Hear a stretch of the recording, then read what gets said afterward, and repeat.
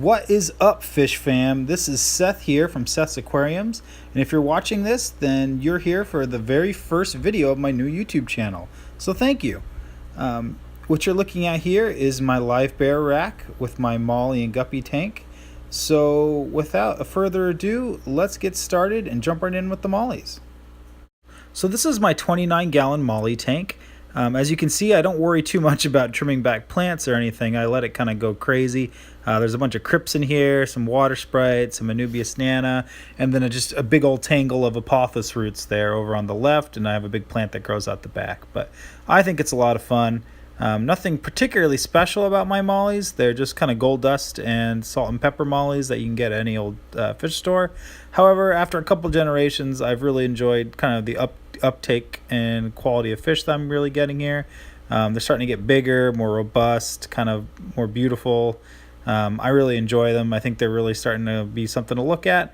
I think they're a lot of fun, and I like to have this kind of, I call it my molly jungle, for them to all swim through. Got lots of different fry, adolescents, adults, just a good mix of fish in here that I like to check out every night. So that's really kind of why I keep this tank. It's just my molly jungle to check out whenever the mood strikes me. So as part of the upkeep of these fish, I have to feed them a variety of foods. They get pellet food, flake food, and also Sarah O-Nip tabs that you're looking at right here. I really enjoy these. They break apart into a powder so that the adult live bears can munch on the main tab, and the babies can kind of get some of the powder, and the adolescents as well, as you can see here.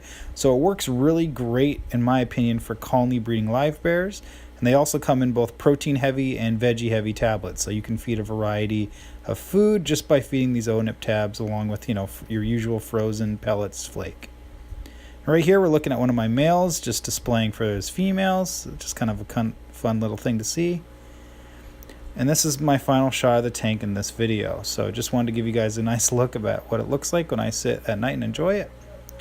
Right here is my 10-gallon guppy tank. Nothing really special about these guys either. They're just kind of regular fancy guppies. This group here throws a little bit of everything. There's blues, reds, yellows, purples, just a little bit of everything. As you can see, I let this tank grow wild as well. And it is a lot of fun just to see what I end up getting out of it. Every once in a while I pull something really fun. So as you can see, a little bit of everything. A lot of my young males are just starting to kind of color out. So we'll see what we end up with here, but I am enjoying just kind of seeing what this tank has to offer.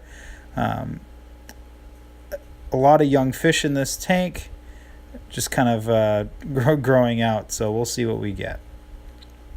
Another thing I find interesting about this tank is there are some chili endlers that have come out of this line, or some small endler-esque guppies, so I'm not really sure how that happened, but it is kind of fun to see. This right here is my favorite male that I have going in this tank right now.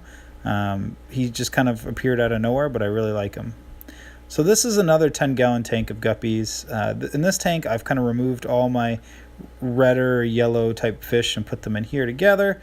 We're about a generation or two deep. Still throw a little bit of everything in here, but it's more kind of red and yellow focused. Just going to try and see if I can come up with some sort of fun line to play around with. I really like some of the red and yellow cobras that have come out of these fish, and so I'm going to let them do their thing and see what we end up with.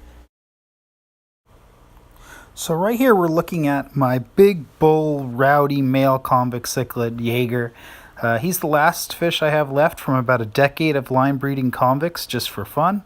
I love him. He's a great wet pet, tons of personality, always approaches the glass when I come up, begs for food, moves all around. He's just, he's a lot of fun to have around, and I'm really glad that I have him. I recommend anybody that's a beginner and wants a fun wet pet to give convict cichlids a try, but know that they are aggressive. So this right here is my showpiece tank, my 55-gallon tank. Right now you're watching me feed some bloodworms out. And these are some regular old swordtails, nothing too special except that some of them are koi hyphens, which are kind of cool, but really they're just kind of regular old swordtails that you can get from any old store. They've just been bred to be a slightly different color variant.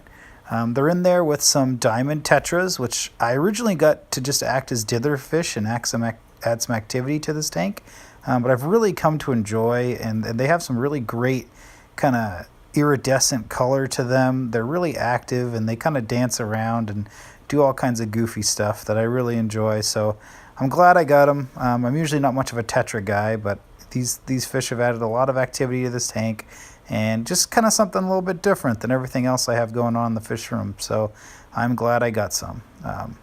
So these right here are Thoricthyres helleri. They're a beautiful cichlid, native originally to Mexico.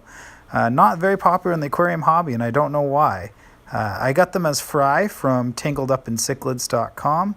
Jeff Rapps. They were just little gray guys you can see here, not much to look at, but a couple years of good care and some, very high quality food, and I ended up with some nice looking cichlids here. I think that they're probably the nicest ones I have in the fish room. They are really fun to watch. They'll kind of flash at each other and do all kinds of interesting behaviors.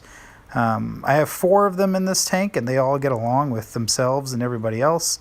There is a little bit of chasing, especially around food time, like as you can see here, but nobody really picks on anybody else too hard, and they don't even bother with any of the other fish. So it is really kind of fun to watch them do their thing, and the colors on them are just stupendous.